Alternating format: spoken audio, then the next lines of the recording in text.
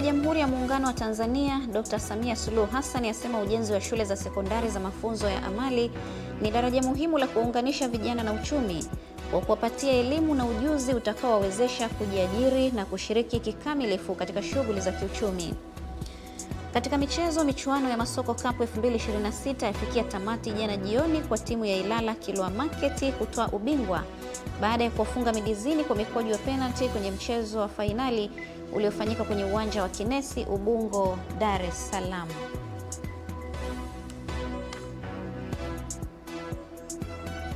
Habari ya asubuhi mtazamaji, popote pale ulipo, karibu sana katika kipindi cha Asubuhi Njema. Jina langu ni Salma Shabani. Tunaanza na taarifa habari na baadaye ni vichwa vya habari vya magazeti ambavyo umetufikia asubuhi. Rais wa Jamhuri ya Muungano wa Tanzania Mheshimiwa Dr. Samia Suluhu Hassan amesema ujenzi wa shule za mafunzo ya amali nchini ni daraja muhimu la kuunganisha vijana na uchumi kwa kuwapatia elimu na ujuzi utakaowawezesha kujiajiri na kushiriki kikamilifu katika shughuli za kiuchumi. Taarifa ya Masanja Mabula kutoka Pemba inafafanua.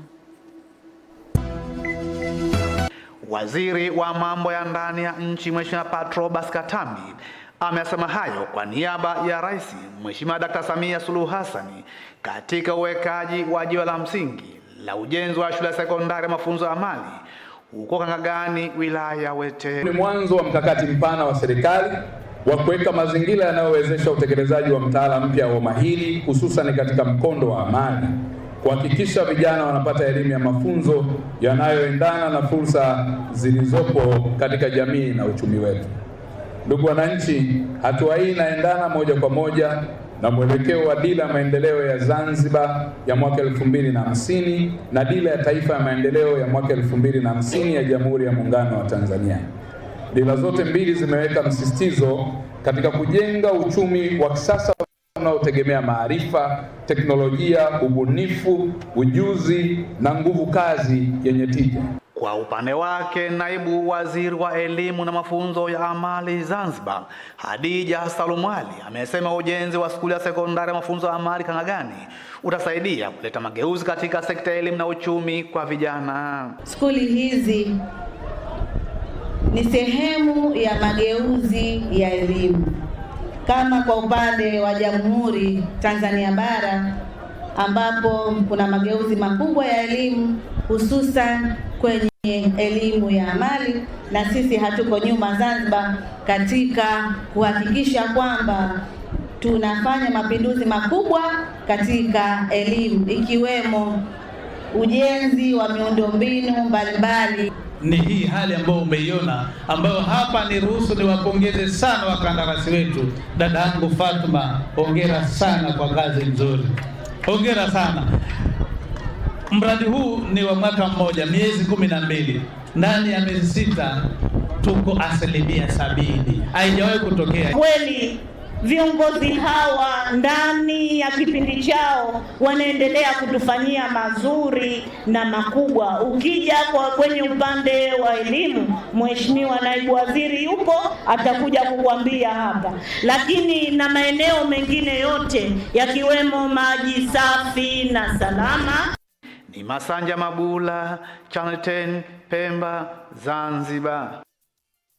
Waziri wa Elimu, Sayansi na Teknolojia Profesa Adolf Mkenda amezindua kamati za ushauri wa stadi zenye lengo la kuimarisha uandaji wa mitaala inayokidhi mahitaji ya soko la ajira, huku akizitaka kamati hizo kuwa chachu ya mageuzi katika sekta ya elimu na daraja kati ya elimu, ujuzi na ajira. Kutoka Dodoma, mwandishi wetu Roda Simba ana taarifa zaidi. Akizungumza katika uzinduzi wa kamati hizo jijini Dodoma, Profesa Mkenda amesema kamati hizo hazipaswi kuwa za kukutana pekee, bali zinapaswa kuwa kamati za matokeo. Mnapokaa kwenye kamati hizi, fikirieni zaidi maslahi ya taifa. Kwa hiyo msiwe kamati za mikutano tu. Mafunzo ya ufundi stadi yana maana kubwa zaidi pale yanapomwandaa mhitimu kufanya kazi, kujiajiri, kuanzisha shughuli za uzalishaji, kutumia teknolojia, kubuni na kutatua changamoto zinazomkabili mwajiri na jamii. Kwa hiyo Hatupaswi kuwa na mfumo wa mafunzo unaishia katika kutoa vyeti peke yake.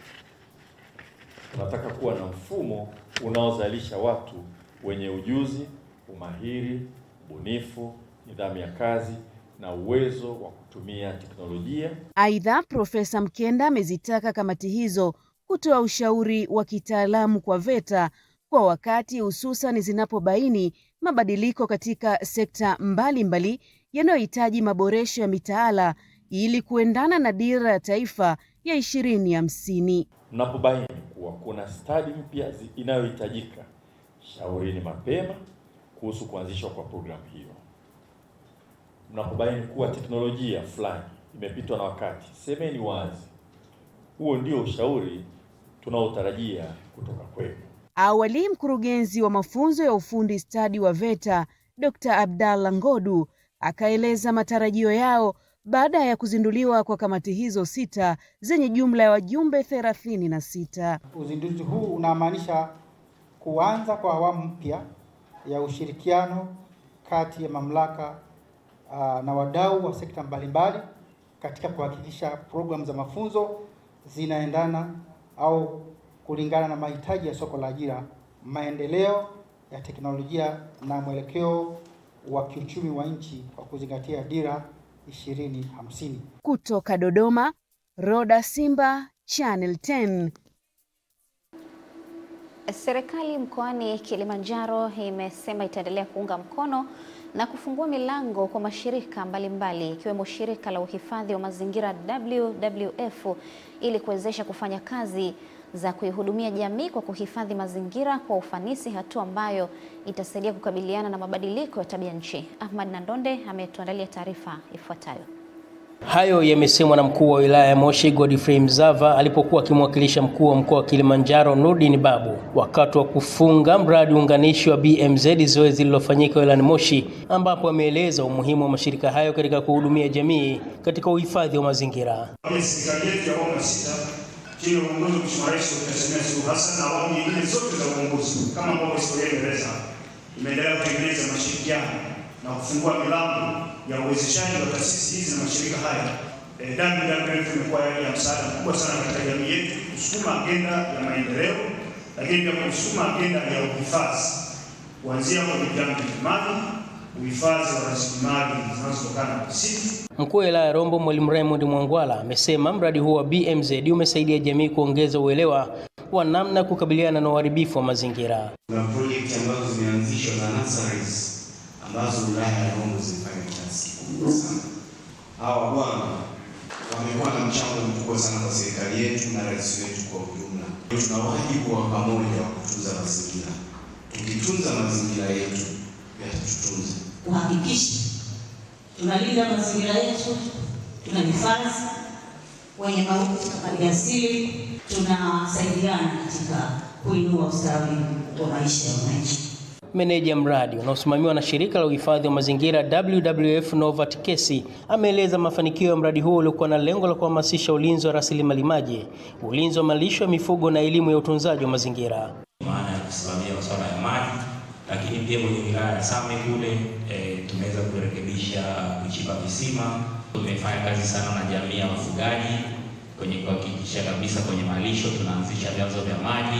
Nao baadhi ya wananchi walionufaika na mradi huo uliotekelezwa katika wilaya ya Rombo, Mwanga, Same na Longido wamesema licha ya kunufaika na elimu ya utunzaji mazingira, lakini pia wamenufaika na kuanzisha miradi mbalimbali ya ujasiriamali.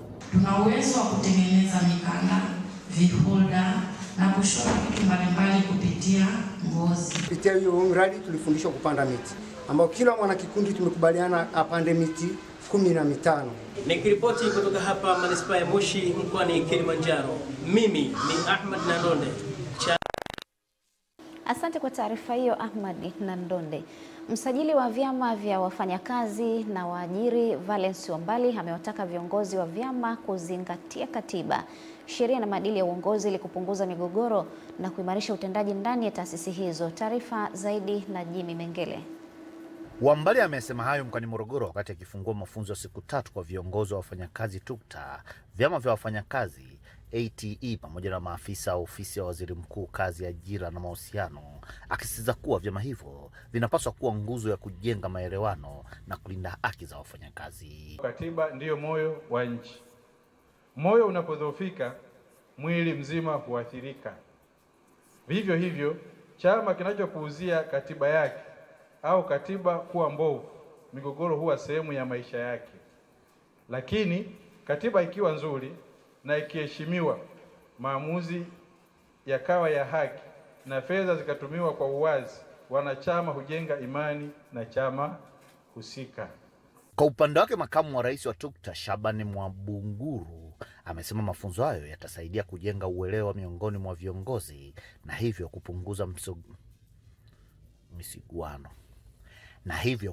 misiguano isiyo na lazima baina ya vyama vya wafanyakazi na waajiri. Kwa upande wake, makamu wa rais wa TUCTA Shabani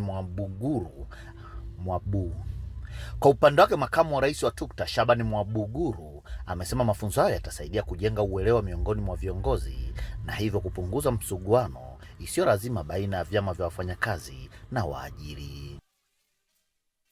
Haya mafunzo kwa kwenye viti na makatibu wakuu kwa leo nafikiri yatasaidia sana namna gani ya kupunguza misuguano na migogoro ndani ya taasisi zao ambazo wanaziongoza na namna gani ya kufuata katiba na kanuni. Mafunzo haya yataenda kutuletea mbinu mbalimbali za kuhakikisha kwamba sekta zetu katika uchumi zinaenda kuwa shirikishi kwa maana ya waajiri na wafanyakazi. Na kwa waajiri pia, sisi kama wakuu wa vyama vya wafanyakazi, ni yetu ya kwamba kwanza tunaomba ushirikiano. Jimmy Mengele, Channel 10, Morogoro.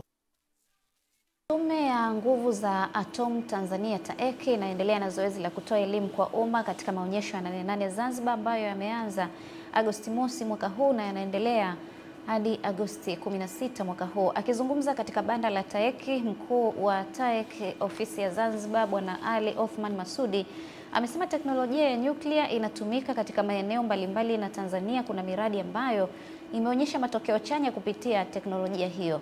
Maonesho ya 88 mwaka 2026 upande wa Zanzibar yanaenda sambamba na kauli mbiu isemayo vijana na wanawake ni chachu ya maendeleo ya sekta ya kilimo. Na hapa tunatoa elimu kwa wananchi wa Zanzibar hasa katika kuitambua na kupata maelezo ya kutosheleza kuhusu teknolojia ya nyuklia.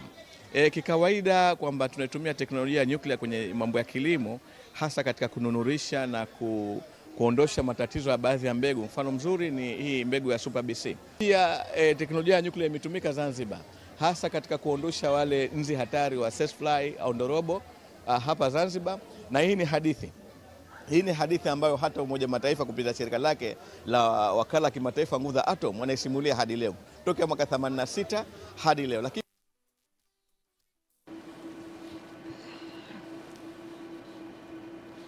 Watanzania wamekumbushwa kuwa wazalendo katika nyanja za kiuchumi, kijamii na maendeleo kwa kulipenda taifa ili kudumisha tunu ya amani, umoja na mshikamano iliyoachwa na waasisi wa taifa hayati Mwalimu Julius Kambarage Nyerere na Abedi Amani Karume. Taarifa zaidi na Henry Kavirondo kutoka mkoani Mwanza. Ardhi ya mkoa wa Mwanza kwa sasa inatikisika, mwenge wa uhuru kitaifa ukipita kila kona kuleta matumaini pale ambapo hapana tumaini, miradi mbalimbali ya maendeleo ikifikiwa kuiambia Tanzania yaliyomo yamo chini ya utekelezaji wa serikali ya awamu ya 6.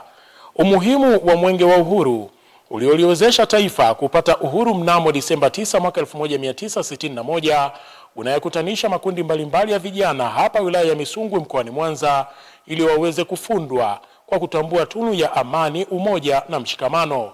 Mkuu wa wilaya ya Misungwi Johari Samizi ndiye anayebeba jopo la watoa mada kuifikisha elimu ya uzalendo, wakati huu mwenge wa uhuru ukitarajiwa kuwasili wilayani hapa Agosti 16 mwaka huu. Ukitaja Tanzania sehemu yoyote ukienda, yoyote atakayekusikia atajua Tanzania ndiyo kielelezo, ndiyo kisiwa cha amani barani Afrika. Kwa hivyo utambulisho huo unaotutambulisha katika mataifa mengine, tuendelee sisi kuwa mabalozi wazuri kuhakikisha kwamba amani ya nchi yetu inaendelea kudumu na kuimarika. Wahamiaji wote ambao sio raia wa Tanzania atokee kokote atakakotokea, ametokea Kenya, Uganda, Tanzania, Rwanda, Burundi, Malawi, Msumbiji, kokote kule, ukaishi naye, tukikukamata tutakuadhibu wewe pamoja na yeye. Alafu ukitoa hiyo 10,000 haina nini? Haina receipt. Maana yake ulichotoa hapo ni nini? Ni rushwa.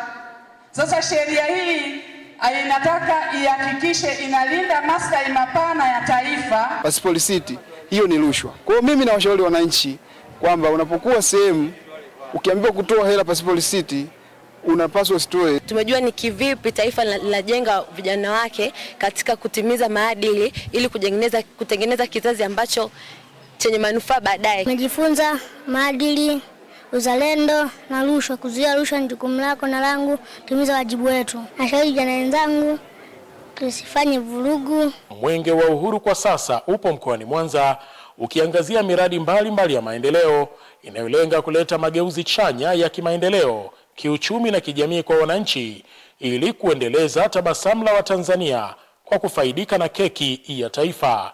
Mimi ni Henry Kavirondo, Channel 10, Mwanza. Wazazi wilayani Kiteto wameomba serikali kusambaza umeme kwenye shule za sekondari hususan zenye maabara za sayansi ili kuepusha watoto katika baadhi ya shule hizo kupelekwa kwenye shule za nje ya eneo hilo kutafuta huduma ya maabara ili waweze kusoma kwa vitendo. Elia Kimani anaripoti kutoka Manyara. Wazazi wamesema kuwa kukosekana kwa nishati hiyo ya umeme kwenye maabara hizo za sayansi kwenye baadhi ya shule inashusha morali ya watoto wao kusoma masomo haya ya sayansi licha ya uhamasishaji wa watoto kusoma masomo hayo. Kwa kweli swala la umeme ni zuri sana hasa kwenye shule zetu, kwa sababu watoto wetu watapata fursa nzuri ya kujifunza na kujifunzia na kujisomea hasa wakati wa usiku na kujifunzia kwenye maabara yetu kwa vitendo, na umeme ndo silaha kubwa kwao ambayo inaweza ikawasaidia. Niombe serikali yetu pamoja na kufanya kazi kubwa ya usambazaji, basi ifanye kazi ya kufikisha umeme kwenye taasisi zetu hizi hasa za elimu, ili vile vitu ambavyo vimepungua hapo mashuleni ambavyo vinahitaji nishati ya umeme ili waweze kuvifanyia nadharia na vitendo pale shuleni. Hoja hiyo pia imeibuliwa kwenye kikao cha baraza la madiwani cha halmashauri ya wilaya ya Kiteto, na kwamba ni muhimu shule zote wilayani hapa hususan za sekondari kuwa na nishati hiyo ya umeme. Kanisa kwamba ni lini watakuja surveyor, kwa sababu distance kidogo kutoka kijijini kuja sekondari pale, umeme upelekwe pale ili huduma ile ya elimu, ili baadhi ya topiki ambazo wanafunzi hawapati waanze kupata kupitia maabara zile ya chemistry na biology, kwa sababu inapelekea wanafunzi kupelekwa sekondari kama ya Matui na sekondari zingine kama Njoro, kwa sababu ya mazingira yale ya zile maabara hazitumiki na wanafunzi wanakosa baadhi ya topiki ambazo zipo kwenye masomo hayo mawili. Inatuelekeza 25-30 vitongoji vyote vitapata umeme. Kwa hiyo issue ya umeme diwani aliyoitoa kwenye baraza ni issue ambayo iko ndani ya uwezo, lakini umeme kwenye mashule hayo kwa ajili ya watoto wetu, sisi kama wasimamizi wa halmashauri ni lazima tuelekeze sasa nguvu zetu kuhakikisha umeme unapatikana katika mashule hayo. Wilaya ya Kiteto ina jumla ya shule za sekondari 23 ikiwa moja ni binafsi, ambapo baadhi ya shule hazijafikiwa na umeme licha umuhimu wake kwenye maabara za masomo ya sayansi. Kutoka wilayani Kiteto mkoani Manyara, mimi ni Elia Kimani, Channel 10. Na katika michezo, michuano ya Masoko Cup 2026 imefikia tamati hapo jana kwa timu ya Ilala Kilwa Market kutoa ubingwa baada ya kumenyana vikali na timu ya Midizini Market hadi kufikia mikwaju ya penalty ambayo Ilala ilishinda mikwaju 4-3. Ken Malila ametuandalia taarifa ifuatayo. Fainali ya Masoko Cup 2026 sisi ni familia imemalizika hapa katika uwanja wa Kinesi, na timu ya soko la Ilala Kilwa imefanikiwa kuibuka mabingwa baada ya ushindi wa mikwaju ya penalty 4-3 dhidi ya timu ya soko la Midizini. Twende tukasikilize kile ambacho wachezaji na makocha wamekizungumza katika mchezo huu wa fainali. Kujituma kwa wachezaji wetu toka mwanzo kabisa. Wachezaji wetu tulikuwa tunajituma sana na mipango ya management yetu, tulijipanga vizuri, mwisho wa siku ndio haya hapa mafanikio yao. tumepambana ndani ya dakika 90, matokeo yalikuwa ni suluhu. Tumeenda kwenye hatua ya matuta, bahati haikuwa yetu. Kwa hiyo bahati tumepata, usijali. Si wana Midizini tunapambana msimu ujao, tuko pamoja. Mashindano kweli yalikuwa ni mazuri, yanavutia. Katika mashindano ya Masoko Cup yaliyochukua, hamna mashindano yote yanafananishwa na Masoko Cup, kwa sababu Masoko Cup ukitoa ligi kuu inaopendwa zaidi ni Masoko Cup. Pia kwa furaha, kwa sababu kila mchezaji anapenda kuchukua makombe kama hivi. Kwa hiyo kwa furaha mimi na wachezaji wenzangu. Ilikuwa ngumu kiasi gani uwanjani? Ilikuwa ngumu kwa sababu ni fainali. Kwa hiyo ilikuwa ngumu, hata ukiangalia matokeo ya 2-2 mzani ulikuwa unafanana sisi na wao, na ndio maana tukafika penalti tukaweza kuchukua kwa penalti. Tunamshukuru Mwenyezi Mungu kwa hiyo. Of course hakukuwa na changamoto kwa sababu tumecheza vizuri, tumefanya kile kilichohitajika, lakini naamini tu bahati ilikuwa kwetu kwa sababu mechi imeenda kuisha kwenye matuta na matuta yana Mungu. Kwa hiyo bahati ilikuwa kwetu, lakini kila kitu tulijitahidi kufanya.